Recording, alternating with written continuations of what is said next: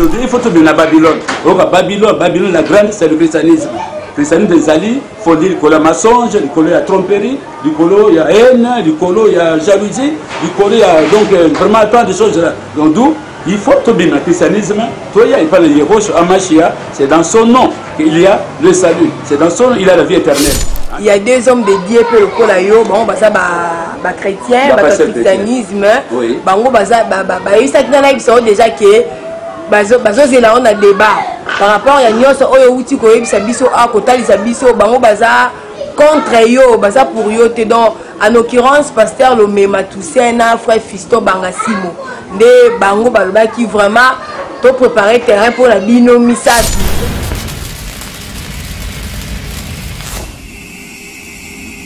Ela.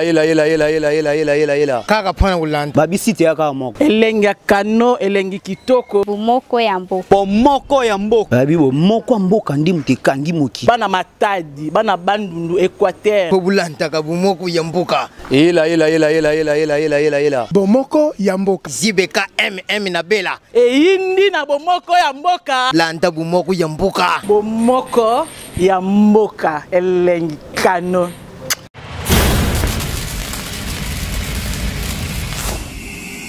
Bonjour à tout le monde qui nous suit à partir de www.bomokoyamboka.com. Et là, Bomoko Yamboka, encore une fois de plus, nous sommes là, accompagnés de notre cher papa, pasteur Nzapa Semandi. De Kolandisa Mana demande Nabino, Bomoko Yamboka et son équipe. Tout là qui sous Koluka, papa, pasteur Nzapa Semandi. Pour nous un peu, conclure. Et le côté qui ensemble, na bande cognon sur travailler avec papa Nzapa. Ça peut tarder. L'autre dans l'émission passée, on avait parlé de Jésus. Donc vrai nom est Jésus. Donc vrai nom de Jésus, Eza Kombonini. Par rapport à pasteur Nzapa, il nous avait dit que Jésus, Eza vrai nom Yété. Son vrai nom c'est Yehoshua. Et Ndé Lelo. Mission passée bandeko banda ki biso bayebi de quoi to belaki lelo ne to zongeli pasteur pour na komeka un peu ko conclure to ko éclaircir bandeko na biso l'autre fois ba saisir biso malamu te pour na komeka un peu ko ba meka un peu ko comprendre les sous malamu papa meka sous ko expliciter tout ce qui est autour ya noana Yehoshua ndé sans plus tarder accompagné ya équipe mobimba ya Bomoko ya mboka. Là je vois Papier Faux, je vois Junior Kapa et toi notre boss Digital Momo.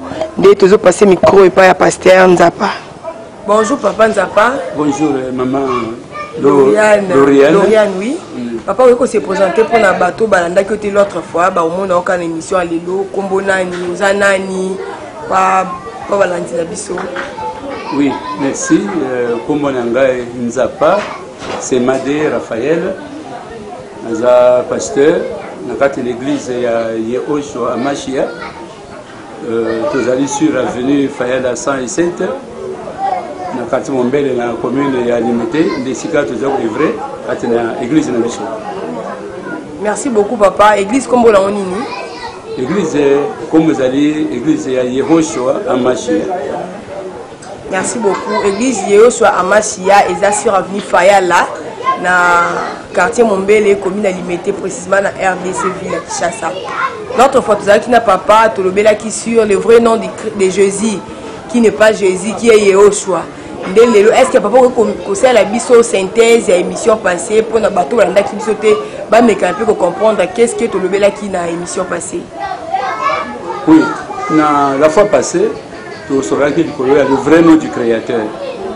Les lots, dans le monde entier, 3/4 du monde, plus précisément, si le christianisme les alliés pour évoluer, nous dit que notre sauveur, comme les alliés Jésus-Christ, ça a daté très longtemps, plus de 2 millénaires, comme on a vraiment les alliés qui presque partout. Dans la Bible, on va mais en réalité, son vrai nom, c'est Yehoshua Amashia la fois passée. Pourquoi son vrai nom? Parce que quand on dit vrai, c'est qu'il y a le faux, ils allaient quelque part. Donc, dans toutes choses, ils sont toujours vrai, mais faux. Ils ont le mensonge, ils ont la vérité, ils ont la lumière, ils ont la ténèbre. C'est pour cette raison que toujours on bête à cette ou bien toujours insister, Makasi, du côté à Combo, il y a notre sauveur. Pourquoi on insiste du côté à Combo?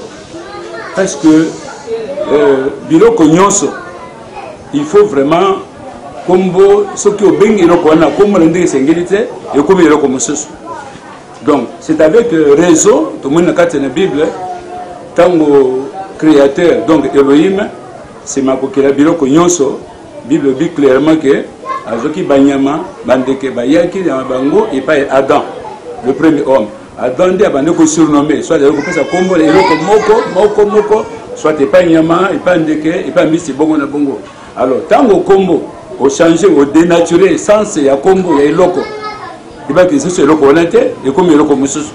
C'est ainsi la doctrine de so que un système qui la kombo qu'il faut to respecter kombo na yo zali authentique, to respecter la prononciation originale puisque salut et en quatre na kombo na ye parce que miracle, puissance, vie éternelle et en quatre na kombo. Donc voilà un peu l'autre tenait pour la fois passée pour noter que non. Pour bien Jésus Christ c'est faux puisque Jésus-Christ a la même signification dans Yehoshua Amashiach. Jésus-Christ a une signification nango et puis ils ont une signification Jésus-Christ comment pour balanzu bandai c'était l'autre fois ils ont. OK. Tolobaki Jésus-Christ ils ont na un mot grec. Tous un dictionnaire pembe na biso tu dans la rousse bay mingi batanga mingi to na la rousse kati na biso. Pour l'origine, il y a combo il y a Jésus-Christ et pour tinda biso otala un mot na grec et je bengama ictish awa ezali dictionnaire les ana ngona maboko na biso donc na lettre I c'est là où ce moni mot ba komi ictish bazo ko expliquer biso naza moi vision un peu flou de comment aider biso na lecture na mot ictish. C'est là où on va expliquer l'origine. Il y a combo, il y a Jésus-Christ. Ictish, t'as commis transcription en caractère romain du monogramme grec du Christ qui est composé des premières lettres des mots Jésus, Christos, Théos, Vios, Soter. Jésus, Christ, Fils de Dieu, Sauveur. Continuez. Initial réuni formant le mot grec ictish qui signifie poisson. Voilà. Ok, c'est ça l'essentiel. Donc, ça se fait. Tout en guinée ictish et mot grec, c'est là où l'origine a combo ya Jésus et Outaki. Donc, ictish qui veut dire poisson. Donc, bas grec, bas sali acrotiche, c'est-à-dire, à partir de mot wana, bani ko lettre moko bazui i, babimisi mot Jésus, c'est en grec, bazui c, na h, babimisi Christos, on a français ou même Christ, bazui t, na h, et bimi théos, théos c'est un mot grec qui veut dire Dieu en grec, bani ko y, babimisi ios, ios qui veut dire fils en français et bamimisi donc mot yasuka vous allez s bamimisi sauter sauter c'est en grec en français bimi sauveur.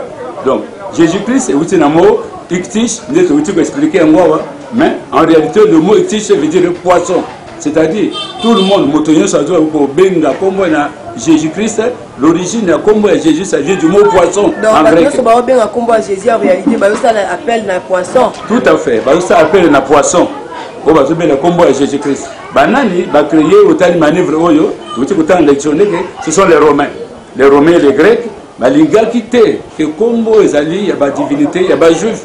Comme on a bango presque mingi, balinga ko belle la moté. A préféré comme la divinité parce que le poisson en question de dictionnaire, il s'agit d'une divinité. Les alliés banzambe na bango parmi banzambe au bazé ko adorer pas ba grec na ba romain. Bazo adorer plusieurs dieux. Parmi ba dieux na bango parmi ba divinité, donc ictish ou azali poisson, azo ko figurer na tête. Alors quant à nous, tu préférer qu'on prononcer comme Yehoshua puisque Yehoshua les autres pour na tête na comme ya tétragramme. Tétragramme, c'est-à-dire comment le créateur se composé na quatre lettres Y, H, W, H.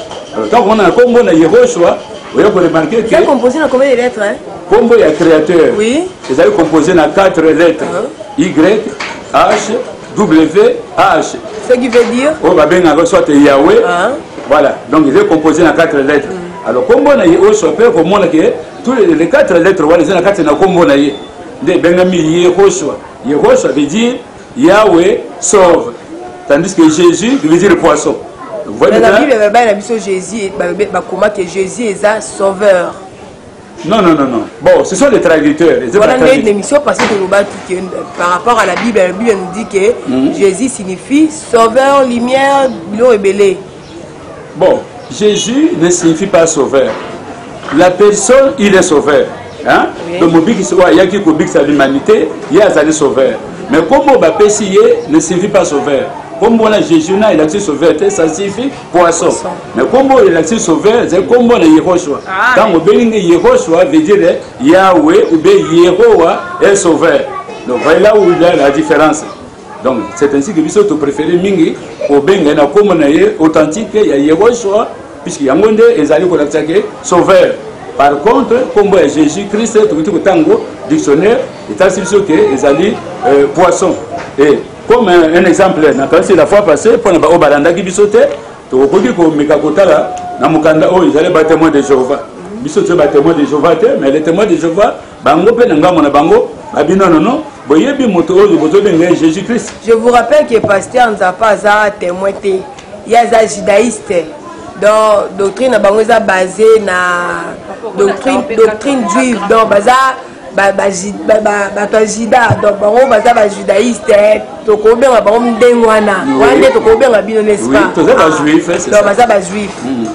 alors, na page 9, page 9, ils allaient brancher le bâtiment de Jéhovah. Balobi Boye.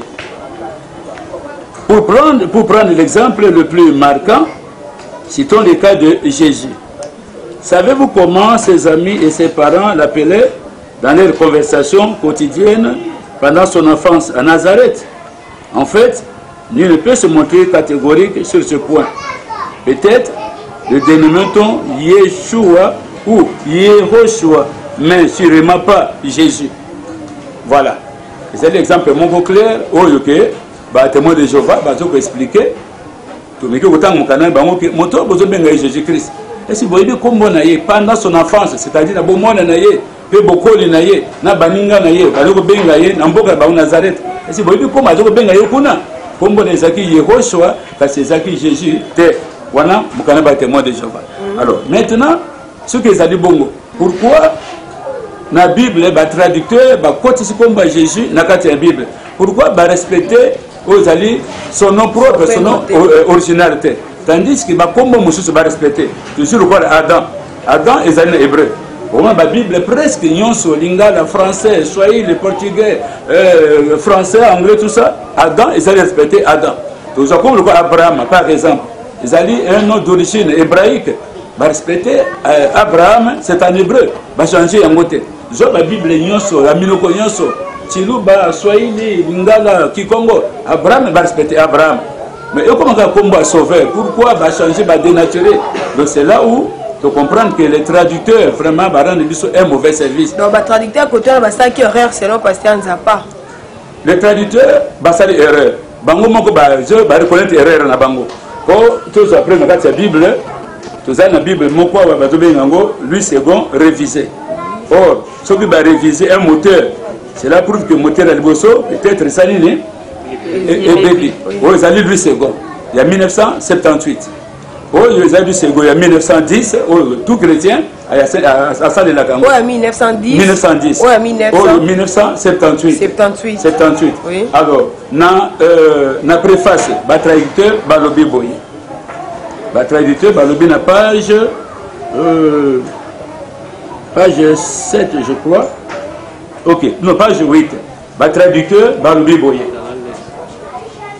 Les éditeurs sont conscients de ce que toutes les traductions, quelque rigoureuses, ne puissent être la méthode adoptée, présente de laquelle ils seront reconnaissants aux lecteurs de leur communiquer leurs suggestions constructives en vue d'améliorer les éditions ultérieures.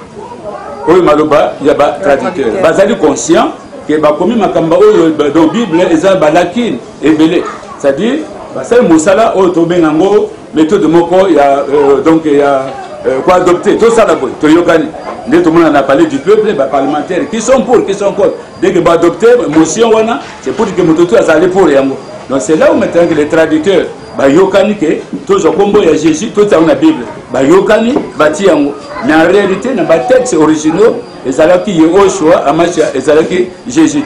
Voilà pourquoi biso toujours vous êtes là toujours na texte originaux plutôt que tout ça la kombo oyo batonné ba adopter ba yokani bati na kati ya Bible nde la place de sika bitona bina biso ezali yango wana maman Lauriane. Merci beaucoup Papa Nzapa na meka kosala la biso synthèse ya émission passée. Vraiment bande connaissance au ba otiko na pasteur, je suis sûr que vous comprendre nini tolobelaki na émission passée na biso. Maintenant une question m'est venue papa, est-ce que okoki ko expliquer biso ko bisa biso place ya Yehoshua na doctrine na bino eza wapi? Jésus est le fils de Dieu, le fils de Marie et de Joseph. Jésus est l'unique fils de Dieu, le sauveur. Ce que bino de bolbi que Yehoshua wana place na pas na bino na doctrine na bino eza wapi? Oui. Place na Yehoshua quand la doctrine na biso, Yehoshua azali créateur. Conformément. Donc vous le prenez comme un Dieu ou un fils de Dieu? Non, non, non, non, non. Il n'est pas fils. Il est le créateur lui-même. Il est Dieu. Il est Elohim. Azali créateur, Azali Elohim, Azali fils de Zambé à Boutakate. Zambé Azana Moisité. Donc Azali fils de Dieu. Donc il y a une différence entre Bisso dans le christianisme. Le christianisme, ils ont affirmé que Jésus Botaki na Marie, Jésus a Koufaki, Jésus a Sekwaki. Vous voyez, on a des enseignements au papoté, qui ont injecté en mot. Donc le christianisme mon bimba. Mais quant à nous, quand on a le judaïsme, tu dis que Elohim azali moisité, azali mobilité, il y a azali esprit. Jean chapitre 4 verset 24, je dis que Dieu est esprit. Donc il y a azali comment azali se manifester. Vous voyez? Après cette prophétie que je viendrai moi-même. Quand vous allez lire mon canal Esaïe chapitre 35 verset 4, Dieu va dire que je viendrai moi-même. Allez dire aux enfants d'Israël, tu vas n'ingala, bon imisa, imisa n'ingala, yebisa bato mitero bango to kutumisama. Yebisa bato bazali ko banga, ba mitumisama te, na koya ngamoko. Eta na koya, beaucoup na signe que ngamo ngao na ye, na ko bikisa bato les aveugles, ba paralytiques, ba sourds, ba muets, na ko bikisa bango. Donc ils a dit si ko lakisa ke ngamoko na ye. Alors pour quand Israël mobima moto a kokisa ki prophétie wana, c'était Yehoshua Mashiach. Tout le monde qui va paralytique, va télémarquer, va sourd, muet, va yoki, va moni, va mort, va zaki ressuscité, va lépreux, va zaki purifié. Donc cela prouve que Yehoshua, Dieu, il est le créateur. Abotami na motote, ndenge que ça nous a enseigné que Marie a zoki zeminaye, c'est faux. Yé, akufa kite, ndenge tozo yoka na christianisme, ba bomaki yé na Satan, à ça qui 3 jours, tata na Jéhovah, c'est faux. Les abongote, il a akufa kate, yé abota makate. Donc apôtre LG Peigné, le sort à Mamboul. Donc nyonso wana oyo lobi wana c'est faux. Donc moi cité à Bota Tende, la Bible nous apprend que Marie a conçu une vierge comme la zemi à Bota moi na moko to benga Messie. Donc pasteur n'a pas contre ça, avec les amassons. La Bible n'est pas absolument. Bible mais c'est la même Bible où on dit que Marie, la Vierge, sera enceinte. Tout à fait. Mais vous avez la Bible mabé. Vous avez la Bible mabé. Dans le Luc chapitre 1er, à partir du verset 26, et le but, mais si on continue verset, et le but, verset 35, le Saint-Esprit viendra sur toi. Oui. Et la puissance du Très-Haut te couvrira de son ombre. C'est pourquoi le Saint-Enfant qui naîtra. Amen. Vous voyez, lui c'est bon, c'est sûr que le Saint-Enfant qui naîtra de toi. Le seul théologien lui dit que Marie Moutakobota Yehoshua lui c'est bon. Mais lisant les autres versions, je vois second, révisé, je vois la Bible à Jérusalem, je vois la version sur Tob, avec la pauvre version Belé, le but est que Marie Moutakobota, il dit que le Saint-Enfant qui naîtra. C'est-à-dire quoi? Molimo mosantu akoye kozipa yo na nguya na ye.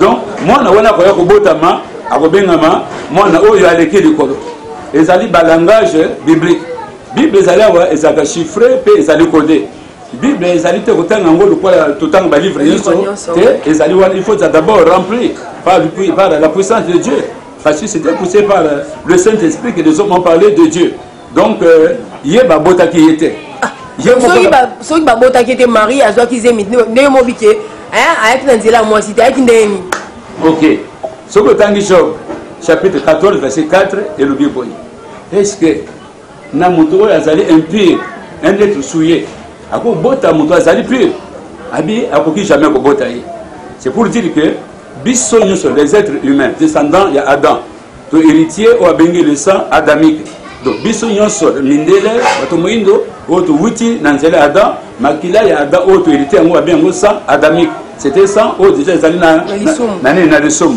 donc Marie memema ceux qui Marie passé descendance Adam ba Abraham ba Noé ba Moïse c'est que na biso na yo na ngai to descendant Adam c'est que to botami déjà to allez impur to allez souillé voyez il faut maintenant makila na yeo amashi ya to dimelie de ko comme ça biso ba nani bassin et l'enfant là l'enfant yeo wana yaki ndeni donc OK so que botami na Marie automatiquement il allait être souillé il y a besoin de la sainteté mais et là, qui va juif, et là, même les juifs, il y a aussi le but que moi, je suis descendu du ciel. Vous voyez, dans le temps, dans Jean chapitre 6, à partir du verset 38 jusqu'au verset 42. Je dis Jean 6, verset 38 à verset 42, là où Yahweh va dire que je suis le pain descendu du ciel. Alors, dans le temps, verset 41, les juifs, il y a comment tu dis que Joseph est tata na yo. Tu dis que Marie a sa maman na yo.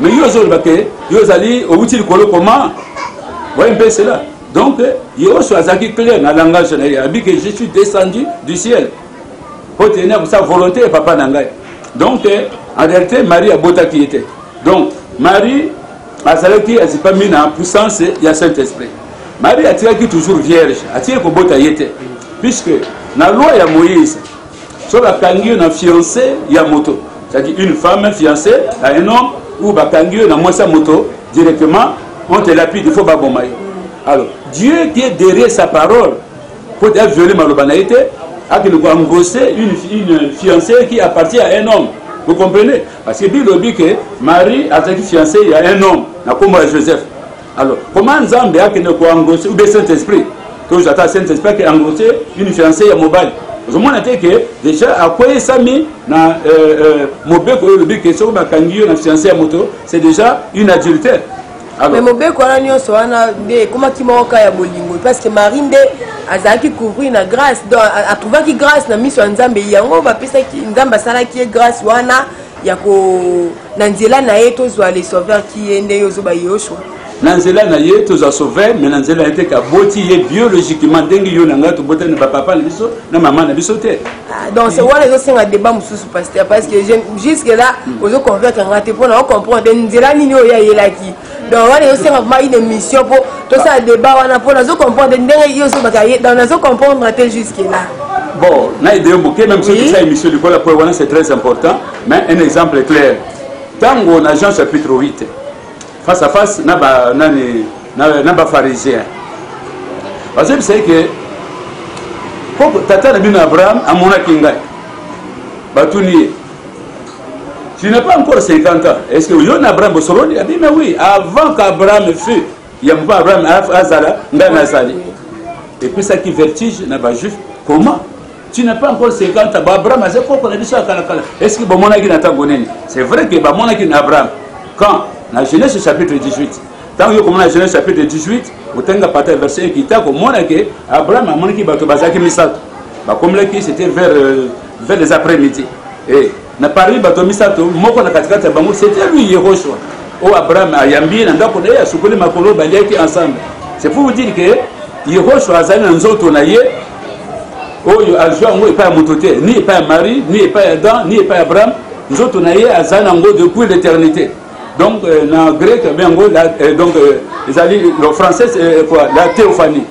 Théophanie, donc, théos, phania, ils allaient deux syllabes, théos veut dire deux, veut dire Dieu, phania, donc, ils allaient la visibilité. Donc, nous avons peut être comme visible, aza na capacité nyonso aza na nzoto na ye ezembala liboso te bamona ye Yehoshua na Israël amonaki na Abraham na nzoto na physique donc nzoto ona azwaka yango epai ya moto te adefi yango epai na moto te soki azwaki epai ya Marie azali créateur te so Marie moto abotaki ye azali créateur te oko imagine mwana abota tata na ye na Marie na Yehoshua nani azali tata mais Yehoshua moto azali tata et souvenez-vous encore na ngomba ya nini avant koma na ngomba so ju Matthieu chapitre yango ezali 12 verset yango ezali 42 tango baye koluka ye badisciple bayebi non mais tala mama na yo tala badisciple comment mama na yo bandeko na mibale mpe ya basi bazoluka yo réponse ezalaki nini nani yango mama na ngai nani yango bandeko na ngai kaba oyo bazoluka ngai nde bamama na ngai bandeko na ngai mibale mpe ya basi et plus loin na ngoma ya nini ya Golgotha ayebisaki Marie nini femme voilà ton fils fils voilà ta mère. Est-ce que moi, je suis bien éduqué? Maman, femme. Je évité de me corriger une place. C'est moi, je suis impoli. Donc en réalité, Marie a dit maman. Marie a dit disciple, le quoi Yonanga. Marie il a fallu un dimaye pour y péabika. En tant qu'être souillé, être pur, et plutôt être souillé, être impur, il a fallu un dimaye au choix pour gagner Kobika. Donc on a poussé, Marie a bouta quitté. C'est tout un mystère. Autre expliquer en gros. Peut-être que vous avez dit que l'émission est totale, c'est que Yehoshua va bota yete, Yehoshua a koufate, Yehoshua a sekwate, c'est tout un mystère. Il faut que tu aies bozi. Nous, quand la Bible est en moko, et qu'on dit que Yehoshua va bota yete, a koufakate, a belakate, a nunakate, a lalakate. Donc voilà, maman Lauriane. Merci beaucoup, papa Nzapa. J'espère que vous comprendrez. Dengeni papa Nzapa dit que panza vraiment qu'on obéla. Nyonso tobeki la fois passée na oyo tobakisi lelo nde yango ndenge na bakisa motu na mususu papa Nzapa na moni na bakri awa bozo utiliser plus qui hébreu na éviter soki pour ni bo préfère ko utiliser langue hébraïque ils ont utilisé langue hébraïque puisque les langues moko zena riche de sens la mystère zali bere na kati ba traducteur ya Bible ba lobi boye soko ozui une phrase au Miki Kobalolango na mulko mususu et père de valeur lango ça même équivalent c'était et comme dans la Bible il y a Jérusalem même la Bible à Tob c'est-à-dire hébreu so Miki ko traduire lango na mulko mususu donc langa ecclésiastique prologue wana to meka kubaka miso muke hébreu ezana signification vraiment exacte so aujourd'hui une expression en hébreu au baluli yango na mulko mususu et ce que diminuer valeur et mot wana to la phrase wana et je perds de maintenant sens na yango remarquez ceci sauf que dans l'islam lelo aux alliés soit mualim il faut obligatoirement il faut être arabe faut ba comment prophète alobaki nini faut ba comment ko traduire yango na langue bato ba koyoka et c'est comme ça le pose après catholique il faut être latin puisqu'il y a des codes des makamusu des bénis sont ils latin au jamais prêtre ou bien abbé dans l'église catholique. Donc c'est la même chose dans la doctrine du judaïsme où il y a hébreu à tomber la même erreur à chrétien à quoi autant makamusu au babakisa alors que Bible il y a un moment où que babakisa te kolongolate donc il y a des choses au babakisa dans la Bible et ça la texte originaux les textes originaux là qui hébreu ça là ba traduire ba langue ça ba traduire babakisa makamusu tel que Makamba croix. Batiri kobaka ye na croix tête. Donc comment ils aiment Makamba romain bazu ba conseil la Bible que bande ko na biso a jour ba ra na poto. Bible boza pour bango que ba sara na poto. Ah oui. Bon, biso pour bango te mais c'est pour l'écriture. Ah pour l'écriture. L'écriture le dit que azalaki pendu au bois. Hein? Surtout aux Amukanda il y a acte si je me trompe pas, chapitre la 5 apôtre Pierre à Koloba, acte 5, verset 29, acte 5, verset 29, apôtre Pierre à le Béboyer. Pierre et les apôtres répondirent, il faut obéir à Dieu plutôt qu'aux hommes. Et le Dieu de nos pères a ressuscité Yehoshua, et vous l'avez tué en le pendant au bois. En le pendant au bois. Ecclésiastique. Voilà. Donc, Pierre a témoigné que pendre rien à bois. Pourquoi toujours vous pouvez pendre rien à bois? C'est parce que ye moko alobaki na mokanda na Jean chapitre 4 verset 14 comme Moïse asalaki nini atombolaki nyoka na nini na désert. Ce serait aussi de la même manière moi na mutu pe akozala nini akozala élevé. Alors dans le désert Moïse asalaki croix parce que croix ezali biloko ba romain ba juif ba utilisaka croix te. Les juifs ils utilisent mingi pour prendre un malfaiteur, un blasphémateur, ils vont prendre une photo. Alors, quand ils vont me mailler, ils vont prendre ils vont faire conformément à ma commis. Les juifs ils vont me croiter. Quand ils vont se mettre les juifs, ils vont me croiter. Quand un juif sera koufi, ils vont croire jamais le colonel il y a celle qui est. Pourquoi ils vont croire et ils vont romain. Donc, tant qu'il y a une écriture, il y a le but que sur le bâtiment de Bazogo, ils ont parfaitement raison. Ye babaka ki na nani na croate mais ezaki na nini na nini na nzete na poto. Donc voilà un peu ça. Merci beaucoup papa Nzapa tomoni yo olati Zambalandi tokoki obenga ngo na moi petit chapeau na bande ko mususu na biso abalati lati yango. Oui. Eza significatif ou olata ngo kapo yo moko sepeli na olata de ba sango balata moi petit chapeau na moi mais Nzambala eza lokwa ba musulman eza lokwa ba bete. C'est significatif ndenge ozola taboito ndeni eza significatif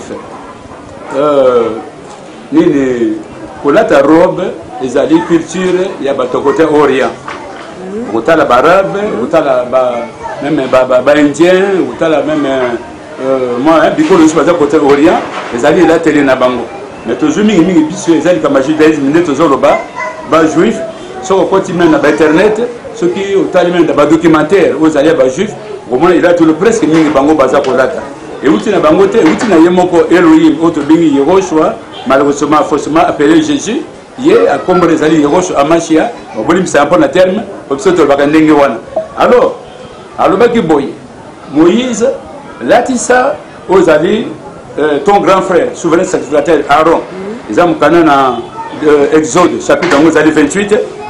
Moi, tout le temps, la Bible, vous n'allez pas tout consommer tant autant Exode chapitre 28, verset 1, puis le verset 4. Pour nous, à côté, c'est que non. Là, tu sais, Aaron, robe. Là, c'est robe, ils ont marqué dignité. Robe, on a zaki na batillard, c'est ba mabanga ba 12 pieds, mais tout côté ba petit détail. Donc, ils ont marqué dignité na robe, on a banda du coloti qui on a sait.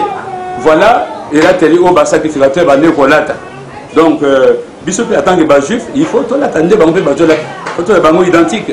Alors, à ce qui concerne l'Otali chapeau, oui, mais nous sommes en interdiction alimentaire, bino na doctrine, bino na judaïsme, mais vous avez une interdiction de la mamolia, to bolia a bilo nyonso o début de lobby que manger tout ce qui se vend au marché.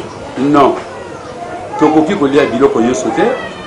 Bibliquement parlant, dans le Deutéronome chapitre 14, verset premier, c'est là où Yehoshua a opéré sa bande en Israël, donc il parle des juifs en général, il a des animaux purs et des animaux impurs. Donc, vous avez dit comme ça, vous avez dit kasherut, kasherut des animaux hébreux, kasherut veut dire ce qui est consommable, ce qui est préférable, ce qui est bon. Kasherut. Kasherut, voilà, tu es hébreu en cas. Oui, c'est hébreu. C'est un gars qui apprendre mine. Ah ouais, tu es hébreu. En tout cas, dans ce cas-là, on va apprendre hébreu, on va apprendre grec. Donc, kasherut, c'est une loi alimentaire. C'est-à-dire, normalement, au commencement, créateur, quand on a dit Adam et Ève, après, c'est une missionnaire. Même le commandement de l'Église, on a RDC, l'église de Liloba, par exemple, la loi missionnaire. C'est un juste guise de cause. Bio, il y a missionnaire. Biso, tu as missionnaire, mais non sauté. Ndeti roi c'est soit au bolia kate, roi c'est pourtant. Oui, au to lia kate tel que ngulu, to zoli angote, mboa, to lia kangote, makako, to lia angote, banyama raze belé. Tu comprends ni banyama boko lia bangote. Et outi na biso mokote, et outi na yemoko créateur. À différencier, vital banyama boko lia, na ba oyo boko lia angote. Wana ko yeba komo le bango nyonso puisque le quoi émission ezaka muke. Oui, il faut que nous ayons un Deutéronome. À partir du chapitre 14, c'est là où on a étalé bango, yamakolia, na oyo okoki kolia te. Donc commis les animaux purs et les animaux impurs. Donc, la banane chapitre 14, mandal 1 angoti, puis dans le verset 21, donc on a nabanyama, nabandeke, nabambisi. O sengeli kolia, na o sengeli kolia te. Un exemple, moko kaka, nyamarukola ngulu.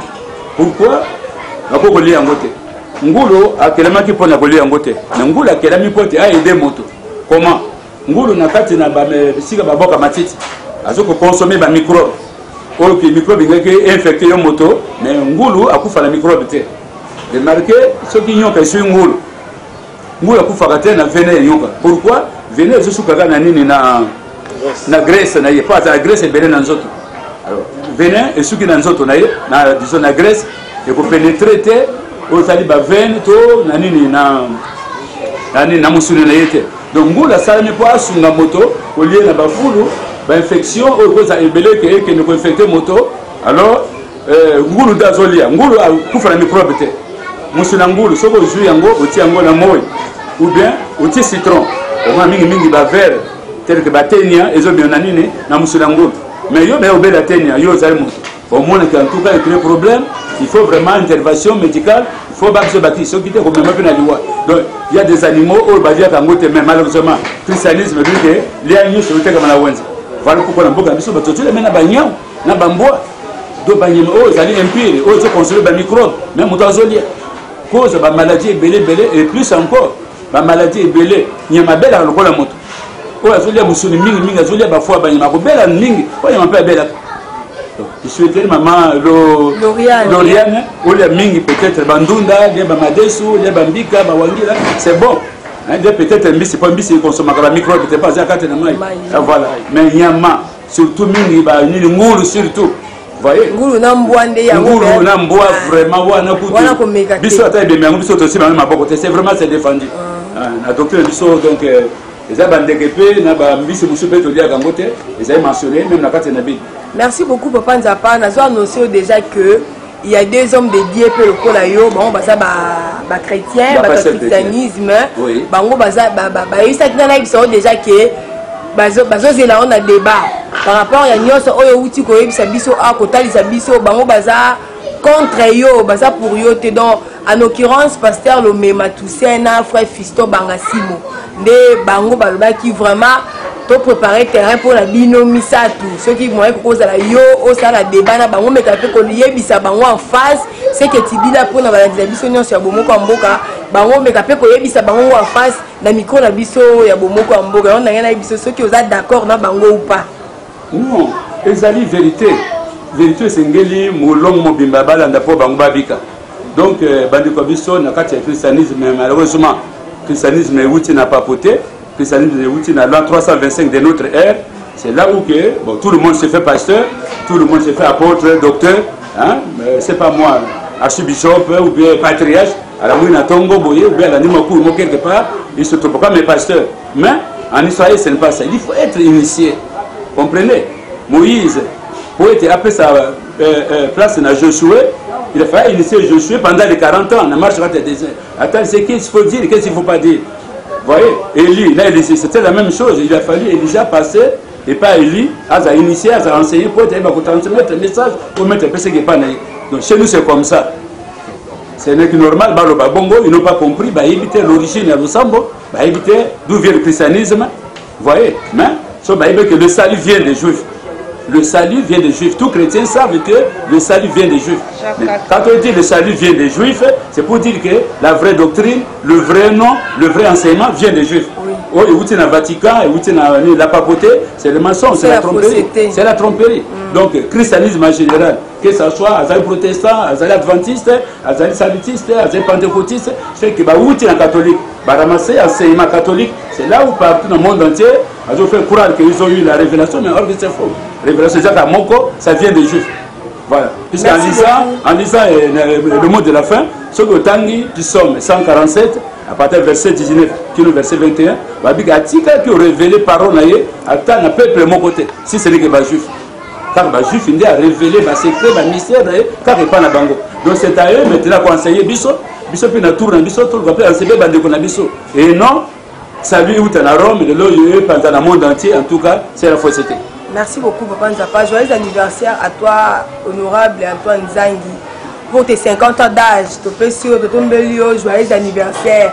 Donc, oumela, que du bonheur pour toi, pour ta carrière politique. Totombelio, vraiment, joyeux anniversaire. Il y a 50 ans d'âge, Nayo. 50 ans, ils sont belés, papa. Donc, joyeux anniversaire. On a fait si bébé Gigi Mbote, Bissiko Zali.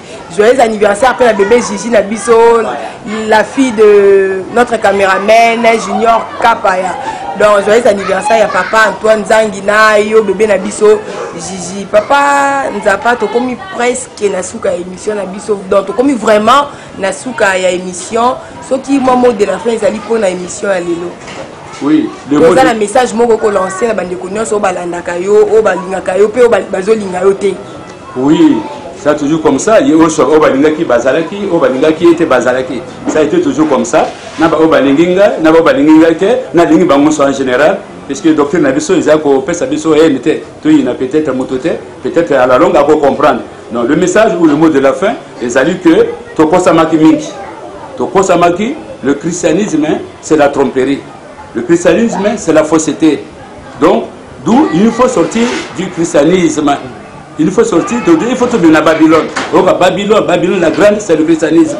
Le christianisme des alliés, il faut dire qu'il y a mensonge, du colo, il y a tromperie, du colo, il y a haine, du colo, il y a jalousie, du colo, il y a donc vraiment tant de choses là. Donc, d'où il faut tomber dans le christianisme. C'est dans son nom qu'il y a le salut. C'est dans son nom qu'il y a la vie éternelle. En dehors, comme on a Yehoshua, comme on a oui, on peut voyager, on peut bongo, tel que, comme on a chaque combo est un esprit, la puissance c'est manango. On peut on bongo, malade de Gokima, tout ça. C'est un problème. La vie éternelle, les alliés strictement réservés dans la combo de Yehoshua à Machia. Donc, on a yoking dans l'émission Oyo, ceux qui ont dit Yehoshua à Machia a sauvé. On a terminé, ils ont condamnation. Donc, on a yoka, on a yoki, ils ont jugement. Ou bien Dimi Abiki, soit à Boy, ils ont jugé. Merci beaucoup, Papa Nzapa. On peut savoir numéro de téléphone rapidement. Oui, nous avons 3 numéros de téléphone. On peut savoir nous avons RTL premièrement. C'est Pela Benganga, RTL 09. Plus 243. Plus 243 justement, plus 243, 09, 98, 40, 54 et 46. Voilà RTL, on a Orange, 084, 25, 84, 159.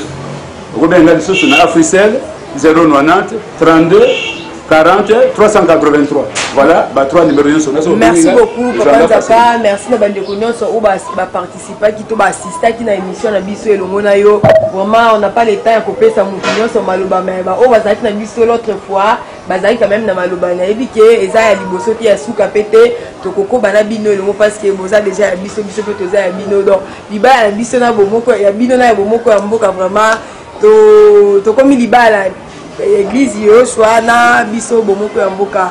Vraiment merci beaucoup à tous qui nous ont suivis à partir des 30 vidéos Bomoko Mboka. Topé Simo Tepa ya Digital Momo, Maman Pauline Momo, Pati Momo, Eric Momo. Topé Sio Bambo Tebele, Babé zo réagir Eric Momo, Babangel Leki mozo réagir te. Donc ba Bomoko Mboka baleli. Vraiment, on est là, tu suis là, Papa Nzapa. La moni va aussi en le bezali. Non, c'est vraiment, merci beaucoup pour l'émission. Bye bye, à la prochaine. Amen. Kaka pana ulanda. Babisite ya kaka moko. Elengi kano, elengi kitoko. Bomoko ya mboka. Bomoko ya mboka. Babi bomoko ya mboka ndi mtekangi moki. Bana Matadi, bana Bandundu, Équateur. Pobulanta ka bomoko ya mboka. Bomoko ya mboka. Zibeka na Bela. Indi na bomoko ya mboka. Landa bomoko ya mboka. Bomoko ya mboka. Elengi kano.